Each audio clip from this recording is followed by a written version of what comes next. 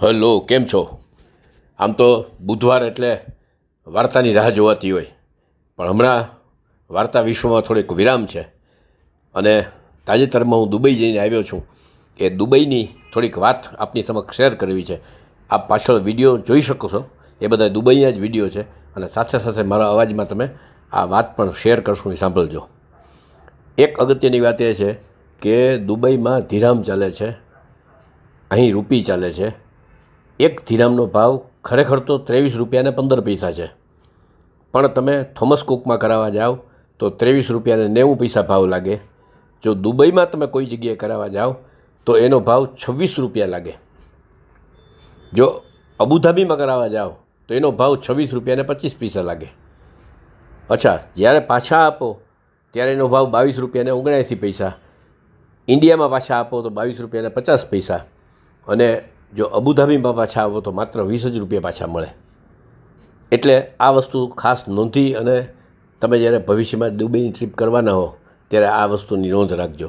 એક બીજું, ત્યાં યુપીઆઈ, પેટીએમ, આ તે ગૂગલ પે એવું કંઈ ચાલતું નથી, માત્ર કાર્ડ જ ચાલે છે. એ પણ વિઝા અને માસ્ટર કાર્ડ સિવાય કોઈ કાર્ડ ચાલતા નથી, એટલે એનો પણ તમને ખ્યાલ રહે. એક બીજી અગત્યની વાત એ છે કે દુબઈમાં પાણીની બહુ સખત તંગી છે.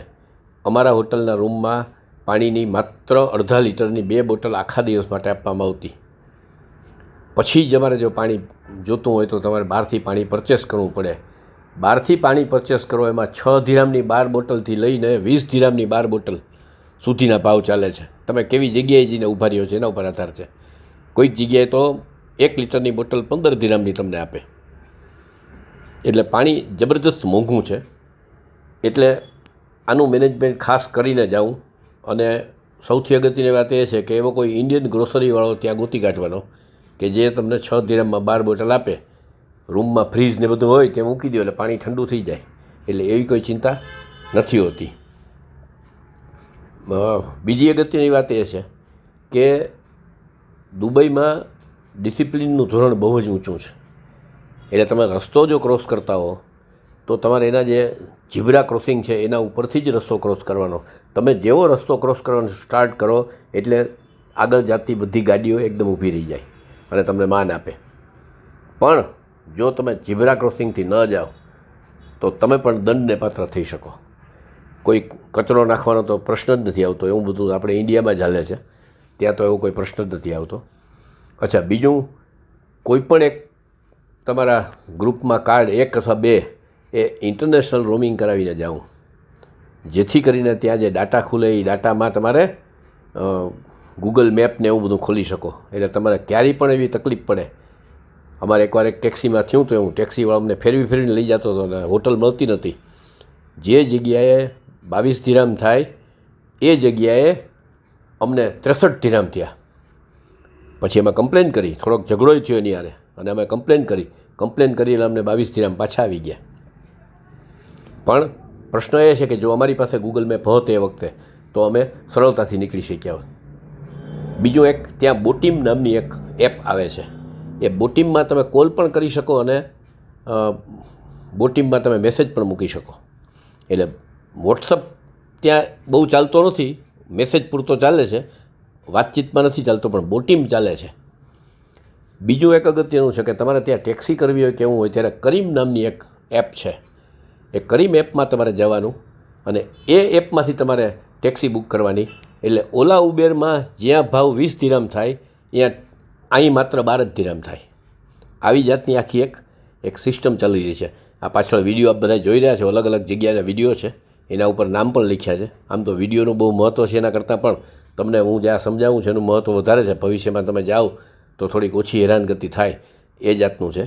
અને આપ પણ બધા જે નથી જે આવ્યા એ બધા પણ જાઓ, તમારા અનુભવ અમને શેર કરો, જેથી બીજાને જવું હોય તો એ કામ આવે. અને આ બધી અમારી શુભેચ્છાઓ આપની સાથે છે. તમારી શુભેચ્છાઓ સાથે અમે પણ જઈ આવ્યા છીએ અને ભવિષ્યમાં પણ બીજે ક્યારે જાશું ત્યારે એનો જે કાંઈ અનુભવ હશે એ અનુભવ અમે આપને ચોક્કસને ચોક્કસ શેર કરશું. દુબઈમાં એક બીજી અગત્યની વાત એ છે કે ગરમી ખૂબ પડે છે, પણ સાથે સાથે તમામ પ્રકારના બિલ્ડિંગો, ગાડી એ બધા ફૂલ એસી હોય છે. અને બહુ અગત્યની વાત એ છે કે એસી એવી જાતના હોય છે કે જેનું એક્ઝોસ્ટ ક્યાંય બહાર દેખાય નહીં તમને, આખું સેન્ટ્રલી એસી બનાવેલું હોય અને બહુ સરસ મજાની આખી સિસ્ટમ છે. પાણીના પ્લાન્ટ છે, મીઠું પાણી દરિયાનું બનાવે છે, પણ એ પ્લાન્ટ ક્યાં છે કોઈને દેખાડતા નથી અને બહુ એકદમ સ્ટ્રિક્ટ રાખે છે. ઉપરાંત દુબઈના જે ઓરિજિનલ લોકો છે એ એક પામ સ્ટ્રી વ્યૂમાં બીચમાં રહે છે, જે જગ્યાએ જવાની બહારના માણસોને સખત મનાય છે અને કોઈ પણ બહારનો માણસ એ જગ્યાએ જઈ ન શકે એવી જાતની આ સિસ્ટમ છે. તો આ વાત છે દુબઈની. શબ્દોને વિરામ. Thank you very much. Burj Khalifa ઉપરથી સનસેટ થઈ રહ્યો છે અને સનસેટ માટે લોકો ભેગા થયા છે. અહીં સૂરજ લગભગ ડૂબવાની તૈયારીમાં છે અને નીચે સાવ જો જોશો તો ત્યાં અરબી સમુદ્ર દેખાઈ રહ્યો છે. એટલે અરબી સમુદ્રના છેક સુધી ક્ષિતિજમાં સૂર્ય નથી જતો અને ત્યાંથી વચ્ચેથી રોકાઈ જાય છે. બુર્જ ખલીફા ઉપરથી સૂરજની આથમતો જુઓ, એક લાવો છે અને અહીં ઘણા બધા લોકો ભેગા થયા છે. અહીં જે ડાર્ક ભાગ દેખાય છે ક્ષિતિજ છે, એ વાદળા નથી, એ ખાસ ખ્યાલ રહે.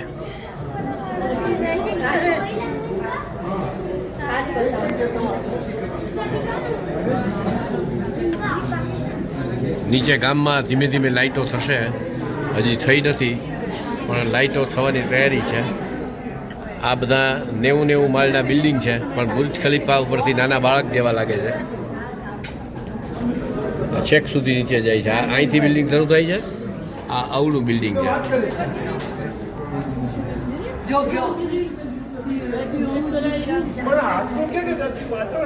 સૂરજ અંદર નીચે નહીં જાય. આપણે